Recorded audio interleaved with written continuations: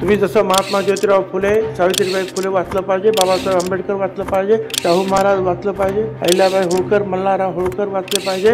निश्चितपणे जे आहे तुम्ही चक्रवर्ती महाराज यशवंतराव होळकर यांचं चरित्र वाचलं पाहिजे. अरे फार मोठा योद्धा या देशात होऊन गेला.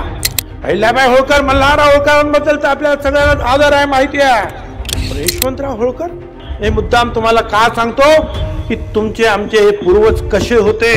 स्वतःच सैन्य हळूहळू जमावलं, भिल्ल होते, लहान लहान लहान लहान समाज लढायला सुरुवात केली. शिंद्यांना हरवलं, पेशवाईला हरवलं. 18 युद्ध इंग्रजांच्या विरुद्ध त्यांनी केली. प्रत्येक युद्धामध्ये इंग्रजांना हरवलं. हा एकमेव राजा असा होता की लंडन मध्ये फरमान निघायचं इंग्लंडच्या व्हाईसरॉयला की यशवंतराव म्हणतील त्याप्रमाणे तह करा. यशवंतराव अटी टाकायचे आणि इंग्रज सरकारला ते ऐकायला लागायचं. एकमेव त्यांचा राज्याभिषेक तर झालाच. या 6 जानेवारीला झाला त्यांचा राज्याभिषेक. 1799 साली स्वतःच्या हिमतीवर राजा झाला हा यशवंतराव. इतिहासकार त्याला भारताचा नेपोलियन म्हणतात.